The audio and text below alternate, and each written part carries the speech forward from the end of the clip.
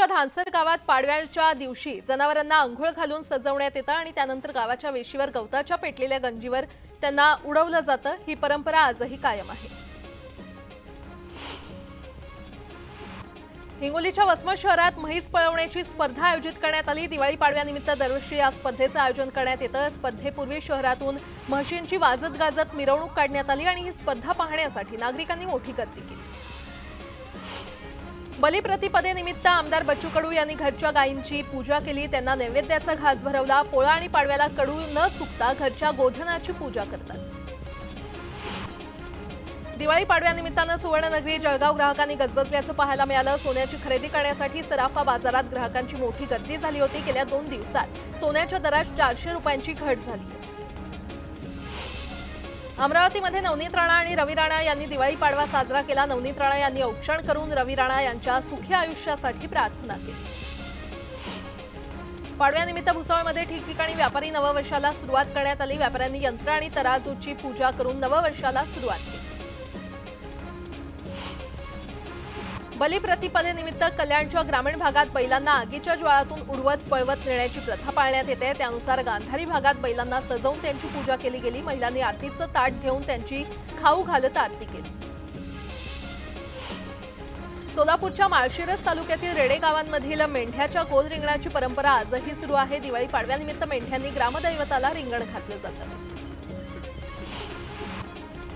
दिवाळी पाडव्यानिमित्त सांगोल्यामध्ये धनगर बांधवांनी आपलं पशुधन असलेल्या मेंढ्यांना रंगवून मिरवणूक काढली। यावेळी शेकडो मेंढ्या घेऊन मेंढपाळ रस्त्यावर उतरले होते। महूद रोड जवळील खंडोबा मंदिराला या मेंढ्यांनी प्रदक्षिणा घालून वंदन केलं। चंद्रपूरच्या नंदी समाजातर्फे दरवर्षी पाडव्याच्या निमित्तानं रेड्यांच्या झुंजीचं आयोजन करण्यात येतं। बलिप्रतिपदेला गाई बैलांना सजवून त्यांना गोडधोड खाऊ घालून हा खेळ खेळला जातो। नाशिकच्या काळाराम मंदिरात बलिप्रतिपदेनिमित्त रामाच्या मूर्तीवर सोन्याच्या मिशा लावण्यात आल्या। दरम्यान मंदिरात दर्शनासाठी काळाराम मंदिरात गर्दी केल्याचं पाहायला मिळालं। इडापिडा टळो बळीचं राज्य येवो असा जयघोष करत बलिप्रतिपदेनिमित्त येवल्यात बळीराजाच्या प्रतिमेचं पूजन करण्यात आलं। या आगळ्या वेगळ्या मिरवणुकीमध्ये मोठ्या संख्येनं शेतकरी आणि नागरिक सहभागी झाले होते। सांगलीच्या कृषी उत्पन्न बाजार समितीमध्ये दिवाळी पाडव्याच्या मुहूर्तावर हळद आणि गुळ सौदे पार पडले। सभापती सुजय शिंदे यांच्या हस्ते यावेळी हळद आणि गुळाच्या सौद्यांचा शुभारंभ झाला।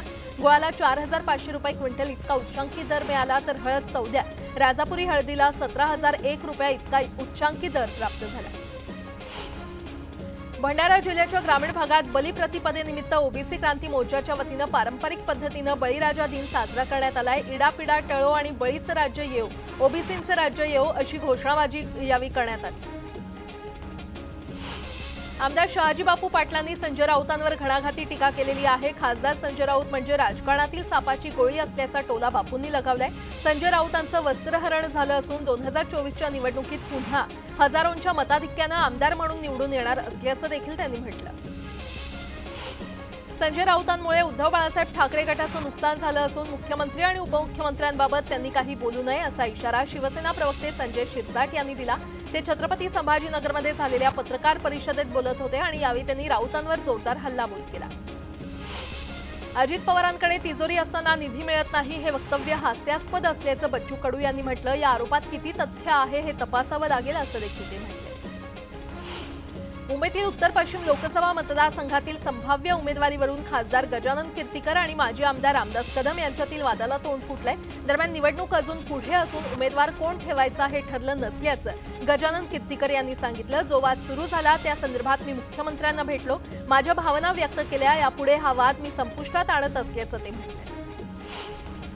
अकलूजच्या मोहिते पाटलांनी माढा लोकसभेसाठी दंड थोपटलेला आहे। धैर्यशील मोहिते यांनी माढा लोकसभा निवडणूक लढवणार असल्याचं स्पष्ट केलंय। त्यासाठी पक्षाकडे उमेदवारीची मागणी करणार असल्याचं देखील त्यांनी सांगितलं। त्यांच्या या घोषणेनं भाजपमध्ये बंडखोरी उफाळून येण्याची शक्यता आहे। ओबीसी आरक्षणाला धक्का लावू नये ही सर्वपक्षीय नेत्यांची भूमिका आहे। आमचा कुणालाही विरोध नाही, आम्ही कुणाला आव्हान देत नाही। मात्र ओबीसी आरक्षणाच्या रक्षणासाठी आम्ही लढत राहणार असं मत प्रकाश शेंडगे यांनी व्यक्त केलं। मराठवाड्यात 2 मेळावे घेऊन आरक्षणाबाबत भूमिका स्पष्ट करणार असल्याचं देखील शेंडगे यांनी म्हटलं। धाराशिव तेरणा कारखान्याच्या उसाला 2,825 रुपये पहिला हप्ता जाहीर करत तानाजी सावंत यांनी जिल्ह्यातील उसाला सर्वाधिक दर देत इतर कारखान्यांना भावावरून चॅलेंज केलं।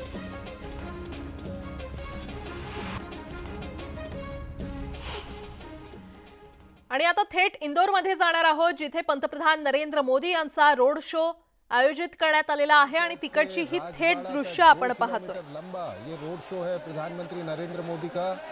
आज दिन भर प्रधानमंत्री नरेंद्र मोदी विभिन्न चुनावी रैलियों के बाद अब शाम को इंदौर पहुंचे हुए हैं और यहां पर रोड शो कर रहे हैं। दीपावली का वक्त है, दोनों ओर काफी सजावट घरों में आप देख सकते हैं और दीपावली का वक्त होने के बावजूद भी प्रधानमंत्री नरेंद्र मोदी का स्वागत करने के लिए इंदोरमधली ही दृश्य आपण पाहतोय। पंतप्रधान नरेंद्र मोदी यांचा रोड शो इथे आयोजित करण्यात आलेला आहे। हजारो कार्यकर्त्यांनी इथे गर्दी केली असल्याचं पाहायला मिळतंय। पंतप्रधान नरेंद्र मोदी यांना भेटण्यासाठी, त्यांना पाहण्यासाठी मोठ्या प्रमाणात गर्दी झालेली आहे। मोदींचा हा रोड शो सध्या इंदोरमध्ये सुरू आहे। ये सड़क है जिस पर प्रधानमंत्री नरेंद्र मोदी रोड शो कर रहे हैं और सड़क के दोनों ओर हजारों की संख्या में वहां पर लोग मौजूद हैं। बीजेपी का झंडा लिए हुए लोग मौजूद हैं जो प्रधानमंत्री का स्वागत कर रहे हैं। प्रधानमंत्री भी हाथ हिलाकर उनका अभिवादन स्वीकार कर रहे हैं। आज दिन भर विभिन्न जगहों पर प्रधानमंत्री ने चुनावी रैलियां की हैं और उसके बाद अब शाम को प्रधानमंत्री अभी इंदौर पहुंच गए हैं और इसके बाद प्रधानमंत्री का झारखंड का 2 दिवसीय दौरा भी है। लेकिन उससे पहले प्रधानमंत्री इंदौर में करीब 2 किलोमीटर लंबा रोड शो करते हुए और लोगों में काफ़ी उत्साह इस रोड शो को लेकर वहां पर दिखाई दे रहा है। दृश्यों में आप देख सकते हैं कि फूलों की वर्षा की जा रही है प्रधानमंत्री के ऊपर।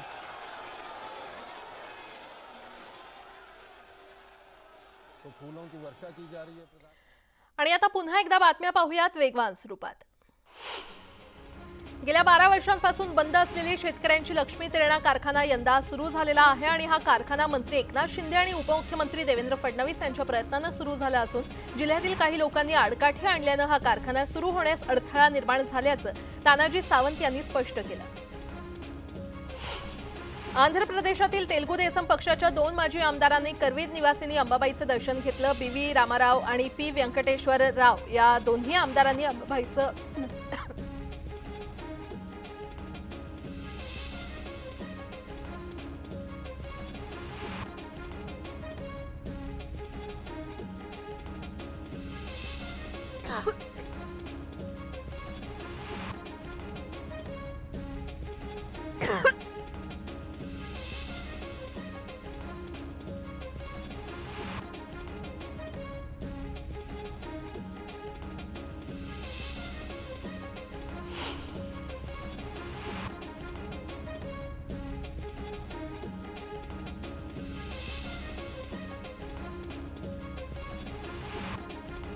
समजूतदाराला समजावून सांगता येतं, पण ज्यांना समजत नाही त्यांना काय सांगणार, अशा शब्दात अनिल गोटे यांनी वकील गुणरत्न सदावर्तेंवर टीका केली।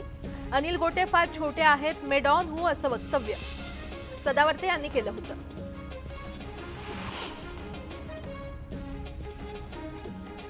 पाडव्याच्या पहाटे मंगलगाणी असतात, दंगलगाणी नाही, अशा शब्दात ठाण्यामधील पाडवा पहाटवरून सुषमा अंधारे यांनी शिवसेनेवर हल्लाबोल केला। शिंदे गटाकडे वैचारिक आणि नैतिक अधिष्ठान नाही, अशी टीका त्यांनी केली। राष्ट्रवादीच्या फुटीनंतर शरद पवारांचं निवासस्थान असलेल्या गोविंद बागेत दिवाळी पाडवा साजरा झाला। शरद पवार, सुप्रिया सुळे यांनी राज्यभरातील कार्यकर्त्यांची भेट घेत शुभेच्छांचा स्वीकार केला। यावेळी उपमुख्यमंत्री अजित पवारांनी या कार्यक्रमाला भेट दिली नसल्यानं राजकीय चर्चांना उधाण आलंय। दरम्यान अजित पवार यांचे पुत्र पार्थ पवार यांनी दिवाळीनिमित्त शरद पवारांची गोविंद बागेत जाऊन भेट घेतली। यावेळी त्यांनी शरद पवारांना भेटून दिवाळीच्या शुभेच्छा दिल्या। नांदेड जिल्ह्यात अनेक ठिकाणी कापसाच्या पिकावर लाल्या रोगाचा प्रादुर्भाव झालाय। हवामानातील बदलामुळे कापसाची फुलं लाल पडून पानांची गळती होते। हिंगोलीच्या औंढा नागनाथ ते वसमतकडे जाणाऱ्या महामार्गावर भेंडेगाव जवळ रस्त्याची मोठी दुरवस्था झाली आहे। रस्त्यावरील खड्ड्यांमुळे वाहन चालकांना नाहक त्रास सहन करावा लागतोय। अनेक वेळा आंदोलन करून देखील दखल घेतली जात नसल्यानं नागरिकांनी नाराजी व्यक्त केली। नांदेडमध्ये तृतीयपंथीयांना स्मशानभूमीसाठी जागा देण्याची मागणी अखेर पूर्ण करण्यात आली आहे। स्मशानभूमीबरोबरच किन्नर भवनासाठी 1.45 हेक्टर सरकारी जमीन देण्याचा निर्णय जिल्हाधिकारी अभिजित राऊत यांनी घेतला।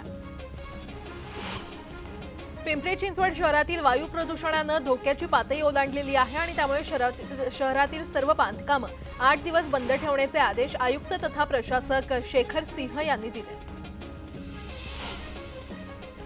महापुरुषांबाबत आक्षेपार्ह स्टेटस ठेवणाऱ्यावर कारवाई करावी या मागणीसाठी वाशिममध्ये बाईक रॅली काढण्यात आली। पोलिसांनी शहरात कडेकोट बंदोबस्त ठेवला असून अफवांवर विश्वास न ठेवण्याचं आवाहन करण्यात येते। अकोल्यातील मूर्तिजापूर येथील महावितरण कंपनीकडून शेतकऱ्यांची अडवणूक केली जाते। अधिकाऱ्यांशी वारंवार चर्चा करून प्रत्यक्ष भेटून विनंती करून देखील शेतकऱ्यांच्या मागण्यांकडे दुर्लक्ष होत असल्याने शेतकऱ्यांनी आमरण उपोषण सुरू केलं। 24 तास वीज पुरवठा करण्यात यावा अशी मागणी यावेळी करण्यात आली। आणि यासोबतच इतरही काही महत्त्वाच्या बातम्या आपण पाहणार आहोत। तुर्तास एक छोटासा ब्रेक घेऊन लगेचच परत येतोय। पाहत रहा न्यूज 18 लोकमत।